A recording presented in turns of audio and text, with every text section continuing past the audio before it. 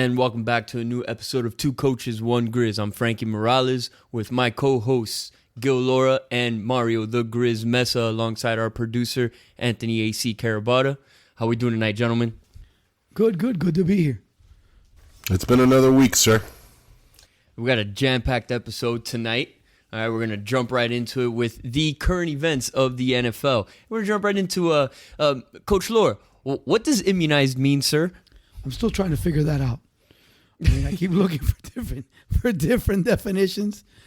But, again, Aaron Rodgers, I'm immunized. I was just told a few minutes ago that he said, yes, he had been vaccinated. So, why lie? Why even go in that direction? Yeah, you got to understand that if he doesn't say the yes, he just gets asked what is immunized. By putting the yes in, they go, okay, he's vaccinated. All you got to do is say, why you didn't want it, and it's okay. There's other players in the NFL right now, Kirk Cousins, Lamar Jackson, that are playing.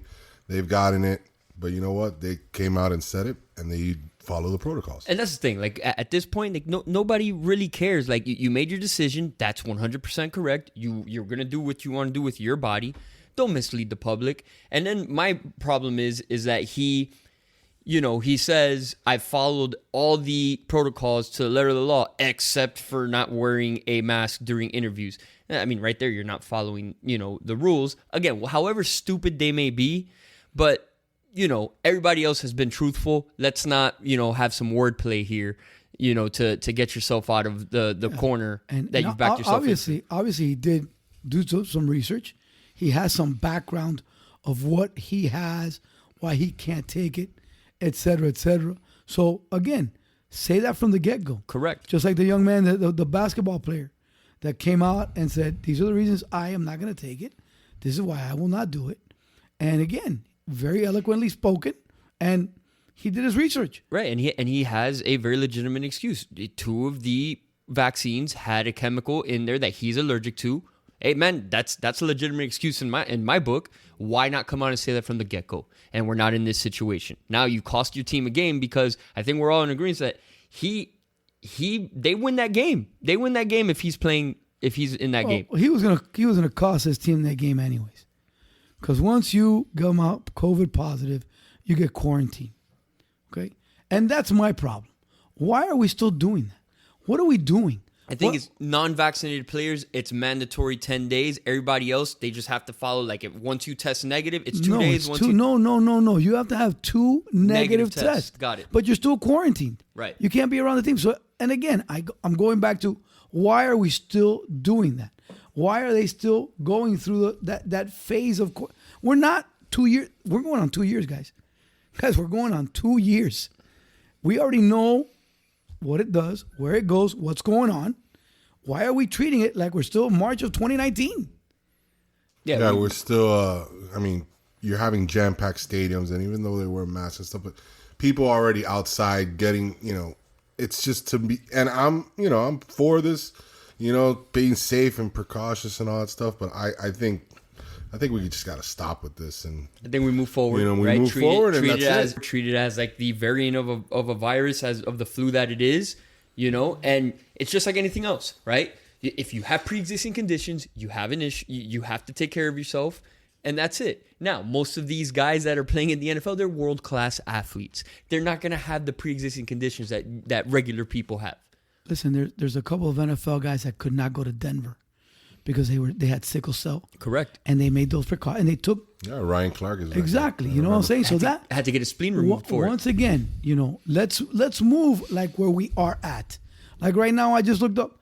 The USC-Cal game has been canceled or postponed because of COVID issues. That's that Pac-12 junk right there. That's the West Coast. That's, over there. They live life at a different mentality. We're talking about, that's left coast for real. Okay, yes. That's the West Coast over there, and they've got all kinds of issues. And again, I think that things fall further behind because we're not opening everything up and people are not allowed to live their lives. I agree there. Let's move forward. Yeah. Jumping into something that was pretty surprising this past weekend. Tennessee Titans, they don't have their marquee player, right? That the cog that makes everything go in that offense, Derrick Henry. And all systems go, and they beat the Rams pretty handily. No Henry, no problem. No Henry, no problem. I mean, really, this was a microcosm of the whole weekend in general for the NFL. I mean, all the teams that you thought weren't going to come out and win, and I thought losing Henry, you're going to get blown out, and they dismantled the Rams. But, I mean, look at the whole up and down. The NFL was crazy this weekend. So they had a great defensive game plan against them, right? I think Sean McVay got, pretty comfortable with his new quarterback and all the things that he can do in his skill set. He did go back to his zone-heavy, play action offense that he's had in the past.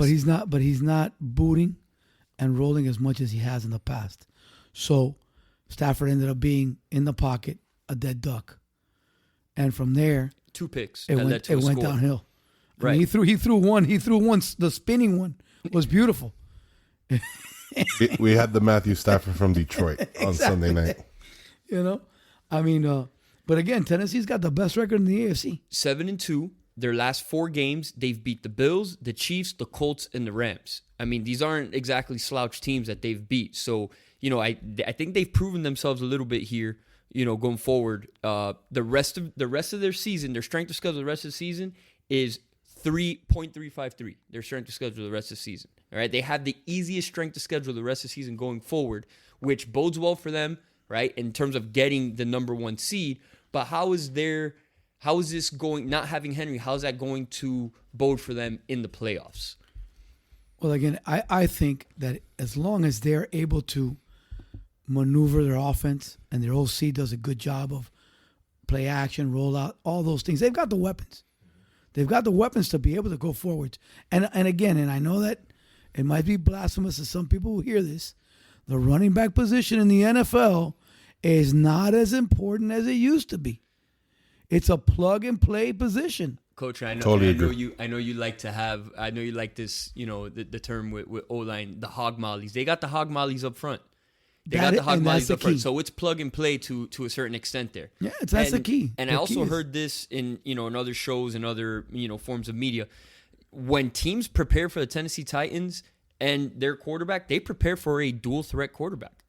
Because Ryan Tannehill is a dual threat guy. He can beat you on the ground if he needs to as well.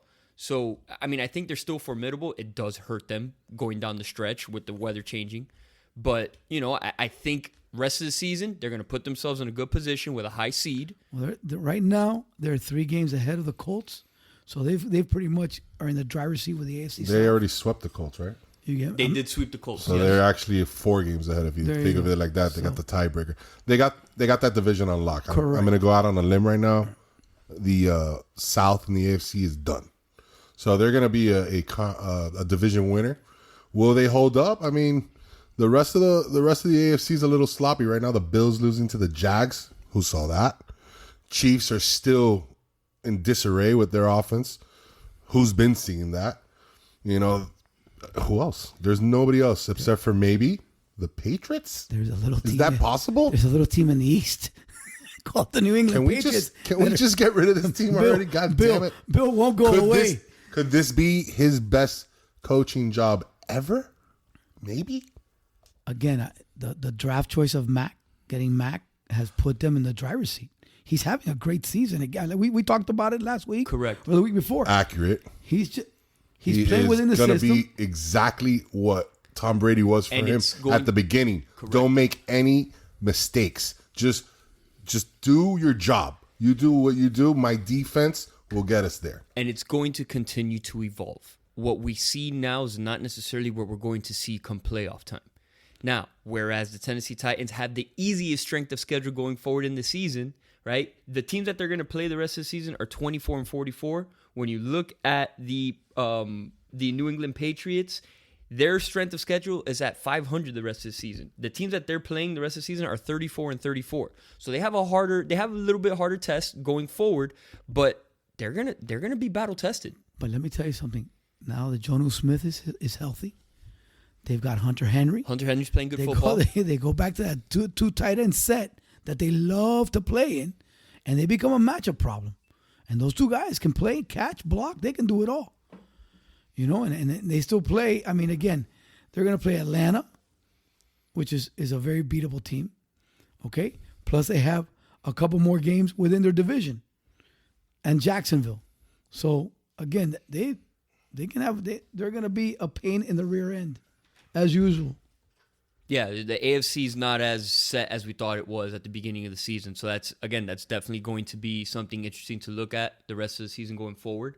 Rolling right along, right? Let's jump to the NFC with the Seattle Seahawks. They play the Green Bay Packers this weekend, okay? And they're more than likely going to get Russell Wilson back from his finger injury. He's been cleared. And he's been cleared. Carson's coming back. Right, they have to designate him for return. He's had a neck injury for the past 4 weeks. Right, that's another critical cog offensively that they have. So if they get those two back, that's another formidable team that may be stronger going down the stretch. Again, let's see how they look. The problem is that NFC is jam-packed, so they're a little bit behind the 8 ball. They need to make some moves. But Russell Wilson is leaps, and I mean, just Geno Smith is their backup. I don't care how he's played. He's played formidable. It's great. He kept them alive. It's Geno Smith, man. We need Russ back. My fantasy team needs Russ back. I have some concerns because, again, it's the middle finger of his throwing hand. Correct. So that's not going to where the ball spins off of. Exactly. And he's not going to have a whole lot of sensation with that finger now, with that pin. There's a lot of things going on with that. And usually he's a pretty accurate guy. And his deep ball is a wonderful throw. So going forward the next 2 or 3 weeks, we're going to be able to see how impactful that injury is to his throwing. You know what will help that middle finger? If they sign Odell Beckham Jr., there's a possibility that might happen. Well, he just got released. Odell's leaning towards the Packers. I mean, I heard it's Seattle and New Orleans. You hearing the Packers? I heard the Packers. Wow. That came out. The Packers are number one on the list. Just an aside, our producer actually dislocated his throwing middle finger in high school, and it took him about 6 to 8 months to get back to where he used to be when that happened for him. A little bit of a rough. I love our producer. Coach, I think you're not Russell Wilson, sir. You guys were running the option at that time, so passing was not at a premium. Yeah, a little bit of an arm there. Passing was not at a premium. That was a disgusting little injury you did have. All right. Rolling right along. Again, another interesting situation to look at, right? Especially now, as we mentioned in a side here, with Odell Beckham Jr., we don't know where he's going to be going, so that should be a surprise for next week for us to discuss. Now, looking at the NFC as a whole, what are we? It looks like an open season, huh? What are we looking at here in terms of division leaders and where we're at? You've got one team at 8-1. You've got 2 more at 7-2. You've got 2 more at 6-2. So anybody there can surprise. And that extra wild card situation there also throws another wrench in the situation. Team gets hot at the right time. We may have a couple surprises there. It's top heavy, but it's competitive. Well, the extra wild card, that's what does help out Seattle because there's 5 teams, right, that are either 6-2 correct or 8-1. Better. You have the 5-3 Saints, that would be your 6th seed right now. And then it's between, Atlanta, Carolina, Seattle. I mean, San Francisco. But the way they played, and speaking, Arizona, that 8-1 team, they didn't have their starting quarterback. They didn't have their starting wide receiver. And put it on them. And they put it on them, man. That game showed me more than most of these games they played this year. Except for, I think, that Rams game that I was pretty impressed with. But, man, gentlemen, I believe in the Cardinals, man. From a bettor's perspective, the road dog in the NFL is hot. I told you this weekend was crazy. They've been dominating for the whole season. The road dogs have been on fire. But this weekend was the only thing that I will say about the 49ers is they're getting healthy. They got Kittle back. He showed up. He looked like he was in midseason form. But in a game like that where the other team doesn't have their quarterback, you're talking about a team that went to the Super Bowl a couple seasons ago with a serious defense, and we didn't see much. Jimmy G's a sham. I mean, that's why you go and move up to pick number 3, a quarterback. He's a sham. Get rid of that guy. Let's go. And I also think them losing their defensive coordinator hurt them a lot over the last couple of years. Absolutely did. But they've been decimated by injuries for 2 years. Yeah. So Robert Sala's got his own issues. Real quick, one of these contenders that I believe is a sham is the Dallas Cowboys. Shout out Garcia. Because, I mean, how do you come out and are blown out 30-0 against the Broncos? I don't care about those 2 late touchdowns. That's garbage. That might help a fantasy team. But you were embarrassed at home with Dak Prescott coming back. Let's bring back Corey, man. Well, my also thing is he's coming back from injury too, and you keep him in to like the bitter end. Like, okay, maybe has to knock some rust off. Well, whatever the case may be, that is your franchise guy. You committed $100 and whatever million over, what is it, 5 or 6 years? Homie's getting paid $75 million this year. You know what I'm saying? Like, you protect the franchise. Get his rear end out of this. McCarthy, another sham. You're leading the division. Get him out of there. Live to play another day. Let's get ready for next week. Yeah. McCarthy, my God, man, you are getting the save of all saves there. You know, by having a talented roster, but you are a terrible game manager. I'm sorry, I'm going on a rant here. Continue. I'm gonna channel my Stephen A. Smith. The Cowboys are going to do what they always do at the end of the year.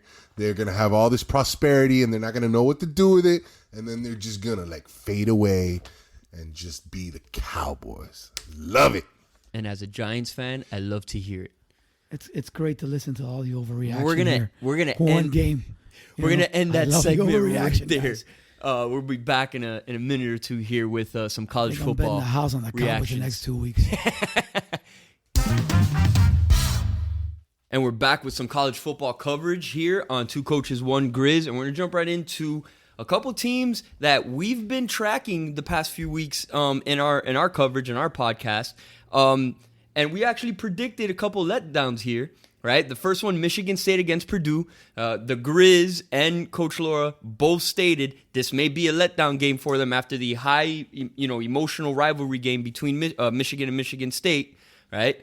Michigan State drops one against Purdue, 40-29. Okay, we predicted it right here. All right, fellas, your initial thoughts? It was a tough spot for them again after that emotional win, and Purdue is not a pushover now. Purdue was the first one to beat Iowa.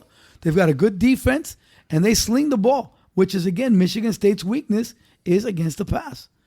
So Purdue put it on them and stepped up at home and upset the number 3 team in the nation. I mean, it was the perfect storm. You have Michigan State gets all the prosperity. Hey, you're so great. You're number 3. You're in the playoff chase. Then they got to go to Purdue, the team known for upsetting top 5 teams. You should just call them the spoiler makers because, God damn it, they're going to spoil your dreams. And, I mean, even though I kind of wanted Michigan State, I'm a little bit I like the green. But what can I say? We called it. We did call it. And I will say, this is kind of characteristic of the Big Ten in these spots, right? They were set up lovely. All they had to do was take care of their own business, right? And they were emotionally sapped. They weren't ready for that. Those teams, especially the lower tier of the Big Ten, by this time of the season, what their mantra is they're going to be the spoilers. They're going to be spoiled. Whatever team, Indiana, Iowa, it's what Purdue. We talked about earlier as well on one of the podcasts. These conferences, these teams know each other. They play each other every single year. And you got GAs that are scheming against these guys 3 weeks in advance. The familiarity concept and situation is something that makes these other teams, the lower tier teams, still have a good shot to beat them, especially when they go play at your house. Yes. You got the crowd behind you. All of a sudden, it's a close game. It changes your mentality. Your kids all start believing, we can win this. We can win. And boom. Like Mario just said, the Grizz just said, it's the perfect storm. Now, on a side note, they play at Ohio. Purdue does play at Ohio State this weekend. And that they would be the first team to be able to derail three top 5 teams or top 10 teams if they're able to pull off this upset. I mean, and that's something to be said about that conference. It is a tough conference. It's just not at the tier what we're used to with the other top tier conferences that we usually talk about. So let's see what happens. Ohio State was given a gift to get back into the playoff. Let's see what happens. It's just, let's be honest, man, and everybody keeps forgetting. It's hard to win every game. It's hard to bring your A game every single game. And especially after you play a big rival and you're like all hyped up, I mean, it is the perfect storm. Even though they're not playing them next week, Purdue's playing Ohio State, but I'm sure Michigan State was already even thinking about a head to Ohio State in a couple of weeks because that was going to decide, basically who's going to go to the playoffs. So it's just every game you cannot ever think it's in the back. And I think at any level of football, most teams' ones, their dudes are comparable, right, on the first string. But when you're talking about these top tier, these blue chip programs, once you get to the second, the third string dudes, right? Ohio State, Michigan, like they can keep throwing dudes at you, whereas your twos for these mid tier and lower tier in the conference, they're not comparable, So and even some of their ones are have a hard time, But again, as and that's the one thing that's important when you take a look at all these is the matchup aspect. Purdue's strength was throwing the football. Okay, their defense was good against the run. Michigan State runs the ball. They don't throw very well, and they do not protect against the pass. They give up the big play against the pass, and that's how Michigan was able to build an early lead against them. Was throwing the ball downfield, boom, and that's their Achilles heel is a pass. Not to mention that Michigan State was predicted to kind of finish at the bottom tier of the Big Ten. Yeah, they're a big surprise. And they were a surprise, and you were just waiting for Cinderella's shoe to drop. Yeah. And it, like I said, it just happened. But another Cinderella, Wake Forest. Prosperity given to a team that nobody ever hears from. I mean, all I know from them is Tim Duncan and Chris Paul from basketball. But they're a fun team to watch. They put up a lot of points. And who would have thought? You score 55 and you still come up on the wrong side of the... Because they give up a lot of points. On the wrong side, Their defense is horrible. If your defense doesn't know how to stop people, we're going to have a problem. They might even... I'm going to tell you now, right now, they're looking, they're staring down the barrel of maybe dropping the next four. I mean, the next three, and the one that just dropped is 4. Now, you do know the lucky thing for them was that this actually didn't count as a conference game for them. Correct. They had signed a back-to-back because North Carolina's on the other division. Right. So they didn't have to worry about that. But it doesn't matter. I mean, they play NC State and Clemson, which is going to decide the And NC State's defense is no joke. I do believe you're NC right. State, and they play good complementary offense. It was a 58-55 barn burner against UNC. We, on this show, Two Coaches, One Grizz, have been trying to support Wake Forest through the weak ACC that it was this year. A couple of weeks ago, they played Army. Army scored 56, and I couldn't cover. So, yes, I know. And what's amazing is that last year, UNC and Wake Forest scored a total of 112. Yeah. And they beat it by 1 point this year. Amazing. So, weak conference, safe to say, very out of the conversation in terms of any playoff hopes. All right, so they're done. I believe no matter if they run the table and they win the ACC, I think a one-loss Wake Forest, unfortunately, does not get the benefit of the doubt. I think it's pretty safe to say that both coaches and the Grizz, we're not going to be talking about them the rest of the season. They're out of our docket here. All right, moving along to another, I'm going to jump over here to another undefeated team that has some playoff hopes, Cincinnati. Right, they remain undefeated, but they're on the outside looking in because they're a Group of 5 conference. Right, perception is against them in terms of strength of schedule. They're taking care of their business, but they may be the odd man out when it's all said and done. Talk to me here. At this point in time, I do think that they are the odd man out, especially with Ohio State moving, putting themselves in position now that Michigan State lost, Michigan has 1 loss. They get to play both of them. So Ohio State's in the driver's seat as far as the Big Ten is concerned. Correct. Okay. You still got an Oklahoma team that's undefeated. Okay. You've got an Oregon team that's 8-1. Okay. All these teams are going to end up having a stronger strength of schedule argument to be able to leapfrog Cincinnati and keep them at number 5. They need hope. Yeah. If all these teams end up winning, Cincinnati will not, unfortunately, and I disagree, but they will not make it past these guys if every team wins out. But as we know, and every year comes to show us, that will not happen. I guarantee yet again, all those teams won't win because chaos is what this sport is all about. And we want chaos. You heard it here I can't first. wait for chaos. It's coming. The Grizz making If you don't know about chaos, look it up. Every year, there's that, they're going to go win this. There's been plenty of chaos already, brother. There has been. There's been plenty of chaos. The chaos started early, but it gets fun now in November. The Grizz, you heard it here first with the bold prediction. All right. Again, another exciting situation to look forward to. But rest of the Cincinnati's season. not out of the woods yet. No, they also have to win all their games. They have to take care of their business. keep Correct. They've been sloppy, and they're due maybe for a loss. There's a little Houston Cougars team in the AAC that I keep talking about every week, and those guys. I love Cougars, man. And those guys are gonna be up for that game. We all love us some Cougars, huh? Well, I mean, You're in that age bracket. I definitely have, and I'm happy with my Cougar. So let's move on from that. Moving forward. All right. Going to the SEC. We had a patented Gator flop situation this past What weekend. happened to the mighty Gators? So strong and fierce. Shout out to the Gomes. The Gators reminisced and went back in time and did the Gator flop. They are currently 4-5 overall, 2-5 in conference. Gators are what? 4-5? 4-5, sir. Who's got a better record than them right now? You win? The Canes. And the Canes have an outside shot at the ACC title. Don't say these things. Stop that. This is Stop that. blasphemous.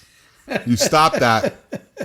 I don't want to hear any of that. Talk about disgusting. Here we're talking about Cincinnati trying to make a playoff. How about this? And now you bring me this shit? Talk about Come on now. disgusting chaos. But yeah, the Coach Mullen, after getting a beat down by South Carolina, fired his defensive coordinator. O-line coach are cleaning house. They're making things happen to try to see if he can turn around the season and stay off the hot seat, really, because nobody thought he would ever be in the hot seat, but he's put himself in a bad position right now. No, I 100% agree. I think it's a panic move by him so he can keep his job going forward. I don't think it happens either way. Coach, they gave up 40 points to South Carolina. Yeah, no. Nobody's given up 40 points. South Carolina Carolina's been pretty terrible. They haven't seen 24 points, I think, but twice this whole year. And if I'm not mistaken, the two coaches that he did fire are longtime assistants of his as well. Defensive coordinator. So definitely. you know that hurt him to have to do that. Yeah. I'd like to say something. I think the Gators suck. Oh, I already said that? I apologize. Shout out. I don't apologize. Coach Gomez. All right. I think that was some good stuff there. All right, we're going to be back in segment 3 with some college basketball, boxing, and MMA. And we're back with some college basketball coverage. This is like Christmas to Coach. Okay, best time of the year for him. March Madness starts in November. We got tip-off tonight. We got some Blue Bloods playing, and we got some marquee matchups going into the weekend. Coach, talk to us on what your slate is looking like. Well, tonight you got Kansas and Michigan State are playing right now. We got Ken and Duke after that. There's 70 games for tonight. 70 games on a Tuesday night of college basketball. It's exciting. There's a lot of good basketball. I mean, there's a bunch of good teams coming back from last year. Saturday, you're going to have some other big matchups as well with Texas and Gonzaga. Again, the landscape for college basketball right now is exciting. It's wide open. You know, it's going to be a lot of fun. It's going to be a lot of fun. Those of you that are into college basketball, I suggest that you look up kenpom.com. That is a analytics-based website. They give you a lot of numbers. They give you information on every game. A lot of the times, the lines from Vegas are based off of what he does. Guy's a fantastic guy. Guy's been doing it for a long time. So going into that, talk to us about like what your strategy is. I know you alluded to it earlier when we were prepping for the show. About I follow him. You follow him. I look at his breakdown, and if I see large discrepancy, like tonight's game, tonight with Kentucky at Duke, the game is slated to be a 1-point game according to what his breakdown is, and the line moved to 3, Duke, because they're playing at Duke.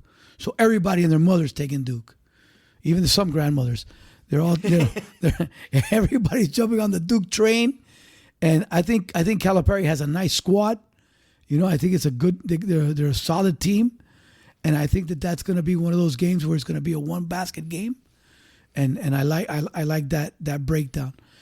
He also gives you a score, what he thinks is going to be scored in the game. So again, you can do over-unders off of that, and he's very, very good.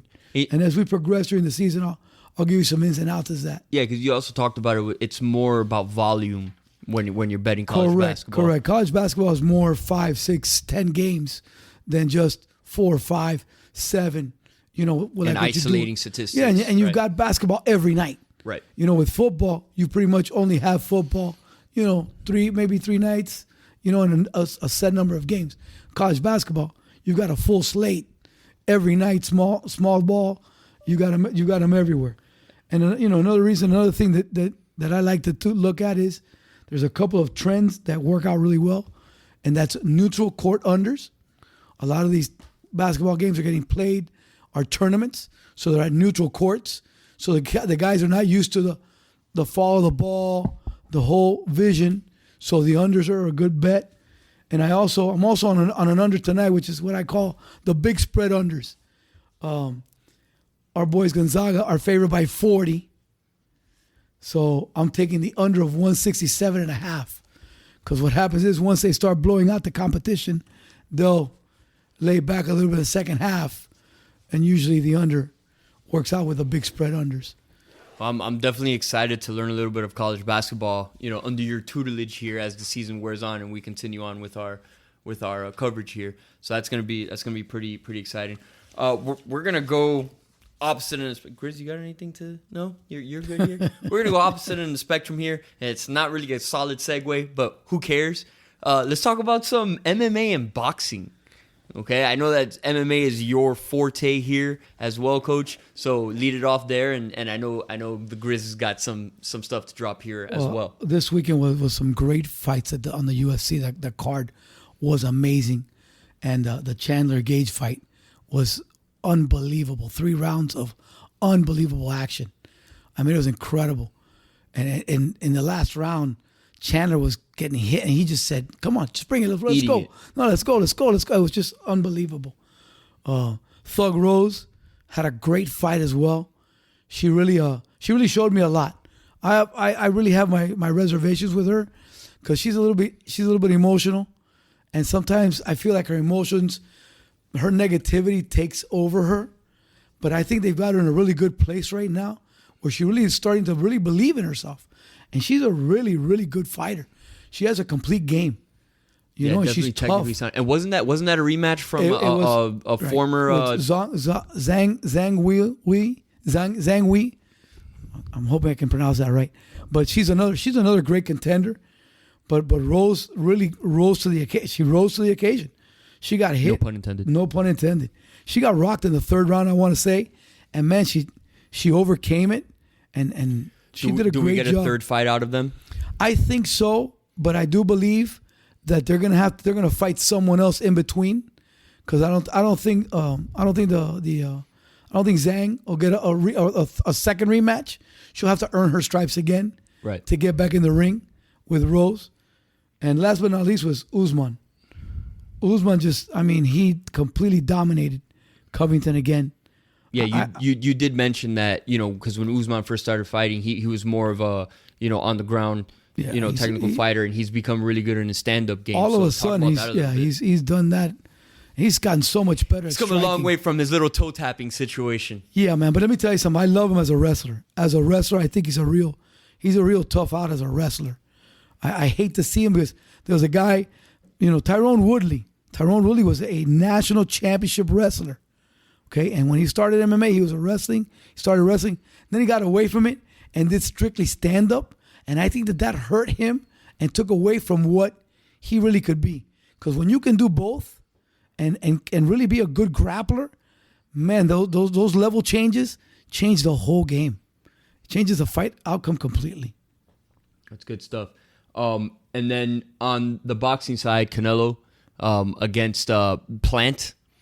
Okay, that was supposed to build as a top fight going in, like it was a unification fight. I think Plant was a champion Correct. as well. It was there was some fireworks going into it because Canelo did cut him up in their first in the pre-fight conference. Right, they pushed each other. Canelo ended up tapping him on the face a couple times and cut him up underneath the eye. So this was it was a fight that everybody was looking forward to, but I think Canelo handled him pretty nicely in that fight. I don't know, Grizz, you might. Nah, Canelo was just Canelo. I'm not the biggest boxing guy, but I just know that guy's one of the best pound for pound I've ever seen. He's just His awesome. defense is just on another level. He ended up knocking him out in the 11th TKO in the 11th round. Yeah, it was a personal fight for him. He wanted to hurt him. Yeah. So, I mean, that's good stuff there. Obviously, you know, looking forward to with football fading out in the next few months, as we're looking forward to covering some more MMA as we go forward here, because I know that tugs at the heartstrings of Coach over here. Yeah, there's gonna be some good pay-per-views. There's some good cards coming up. Some really serious cards. Masvidal fight coming soon, Yeah, right? there's some serious cards coming up that are gonna be really good. And not some serious cards like Jake Paul and stuff. No, yeah, I don't cover that stuff. Not a big fan of That stuff I don't even look at. He is fighting Fury's little brother, which I hope knocks him out. Yeah, I hope the talk just ends there. Like, can Fury's little brother just take him out, and then we never have to talk about this guy again? That would be fantastic. Yeah. We are back with Coach Laura's weekly deep dive on his picks of the week. All right, so we got some college football. We also got some college basketball here. Right? College basketball is tonight, which doesn't really count. So I mean, because you guys won't be able to hear it till later on in the week, but. Hey, but listen, it's all in the history books here, baby. We're going back to it. Let's see what you got, Coachy. All right, last week we went 2-1-1. We pushed with San Diego State. We got lucky with Texas State. The Warhawks from University of Louisiana Monroe did a flop and allowed Texas State to score, so we were able to cover. So we went 2-1-1 last week. Almost a bad beat of the week. Man, we were there. We're good. We got it. We're right now, season-wise, we're 11-12-1, one game under 500. We're hoping this week gets us over. We're back on the horse again with San Diego State. You love some San Diego State. Man, they're a good defensive team. They're a really good defensive team. They run the ball well. They're playing at home this week. They play Nevada. Nevada's defense is not a good defense. No bueno. You know, Nevada's offense is good, but again, it's strength against strength because San Diego State's they had their top 5 defending the pass. You know, so I mean, I think San Diego State gets a good opportunity to win that one. We're gonna take Wyoming plus 14 against Boise. Wow. Boise's coming off a big win. But you know what? There's a lot of hype with Boise playing at home on the blue turf. They're not who they used to be. In the last 10 years, they're only 29-42 at their home field. Wait, hold on. 29-42? 29-42 in the last 10 years. Holy, like 17-23 in the last 5 years. No, straight up, right? I'm sorry, covering the spread. ATS are 29-42. Oh, ATS. Yeah, 29-42. Okay. As a home team, yes, ATS. Playing at home, they've been horrible at home. They do not play well at home at all. Okay.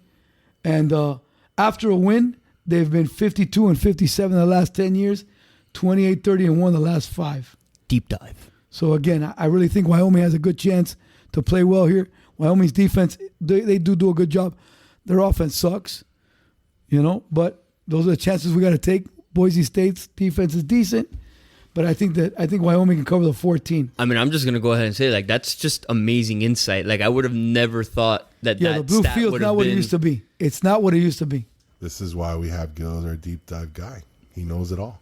I don't know it all. I you know it all to me, sir. We're gonna take the Boston College Eagles plus 2. Another team you love. Well, you know what? They were penciled in to be really good this year. Their starting quarterback got hurt. Okay, Phil Jerkovich. All right, he's back. The jerk. Okay, he played last week. They won last week and covered. Okay, they play this week. That kid's an NFL caliber kid. He's a 6'5", 200-pound quarterback. He's a stud. Okay, and I think he gives them a good edge in this game against Georgia Tech. And I think they win the game outright. Okay, we're gonna go with Michigan money line. They're playing at Penn State. I just think the Michigan defense is much better. Okay, I think Penn State's offense struggles, and I think Michigan will be able to run the football and be able to win that game. Nice. We're going to take Coastal Carolina at home minus 10 and minus a quarterback. Are you okay? Yes, I am. Their quarterback is hurt this week. He might be out for the rest of the year. McCall's done. But the problem is that the numbers tell you that they're a 20-point favorite this week. There's no quarterback in the NFL or in college football worth 10 points. Okay? They might not win by 20, but they'll win by 2 touchdowns. I think the running game will go ahead and take over. Okay? Again, this is strictly a numbers situation for me. I don't think any quarterback is worth 10 points. Okay? We're going to take UCF against SMU. The UCF pass defense is top 20. SMU's pass defense is 125. So again, we're going to take UCF plus 7.5 at SMU. I think SMU is still going to be licking their chops off of losing to Houston. So again, I don't think that they're going to be in a position to play their top game. And last but not least, we're going to get laid. We're going with Hawaii minus 2.5. Oh wow. The Rainbows. Going with the Rainbows. Get a little lay action. That line's already moved to 3. They are on the road though, right? Yes, they are. They are. But again, they're playing on the West Coast, so it's okay. And they played tough. They played tough against San Diego State. San Diego State gave up a field goal late in the game. That's why we didn't cover San Diego State last week. That was our push. But Hawaii's playing playing well. Okay, and again, that line I got it at 2.5. It's already at 3. So, but I do think that they cover the 3 as well. That is our deep dive for this week in college football. As we mentioned earlier, we're taking Kentucky plus 3 tonight, and we're going with the Gonzaga under 167.5, which is our big spread under. Gonzaga is a mere 40-point favorite. Jesus. Not to throw you off a little bit, but I didn't ask you earlier in the college basketball segment. What do you think your Final Four is going to be? Ooh. You just had to, throw something out there. Right now, it is very early. It's early. That's our business. To guess irresponsibly. Again, I mean, I think, once again, Gonzaga is loaded. Gonzaga's loaded. Gonzaga's going to get there. I see them there. Okay. Michigan's got a great squad. Juwan Howard's doing a phenomenal job at that place. I think Michigan is another solid team.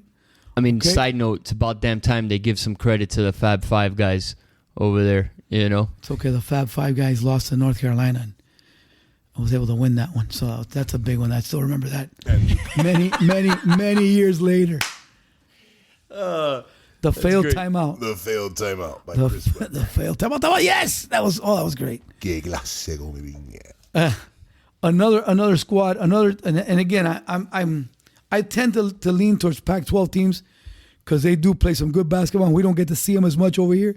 UCLA is going to be a really good. Bringing back all their people from that Final Four. Yeah. They're going to be really, really, really good. They've got a good coach. I love their coach, former Cincinnati head coach. They're going to play some defense, and they're going to be very difficult to beat. And again, you got your Kansas. You're going to have a Big 10 team, and a Big 12 team. So you got Michigan, you got Kansas, Purdue. That's how it's going to work out. I like all your picks. The only one I'm just going to switch out is Kansas, just because I'm a fan. I love the coach, K. And it's his farewell tour, and I think Duke makes it in there. The squeeze out. Yeah, man, but Bill Self doesn't get the credit that he deserves. He doesn't, but No. Has he? How many titles has he won? One? And let me tell you something. There's gonna be some other guys outside of that top 8. Okay, a Houston team in the American that's gonna be really good. Texas Tech. Maybe a Memphis. Let me tell you, Texas is another squad that they've got a brand new coach that they poached off of Texas Tech. Okay, Texas is gonna be another good basketball team to look at. You can never count out Coach Calipari in Kentucky. So again, Alabama's another SEC team that, there's a good 8 or 10 teams that are all viable Final Four. My dark horse is Memphis. I just said that again. Yeah, you can't. You can't. I gotta say, I like PJ. Penny. I like PJ, Penny. baby. Good luck with Memphis.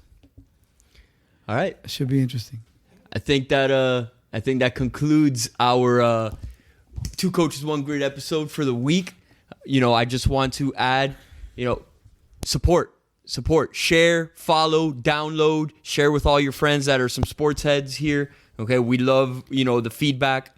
Follow or fade the deep dive. Either one doesn't matter, but get on here, listen, and go with what you feel. Appreciate it, fellas. Just be a part of the crew. We're here to make you have a good time, man. Make your day go a little brighter and laugh a little bit. That's what we're here for. Interact with us on Instagram, on Twitter, right? Send us an email. Right? Give us some feedback. Have fun with us. We're more than willing to share your interactions with us. So looking forward to more growth as we move along here. Gators suck. Shout out to Coach Gomez. Have a good one, fellas.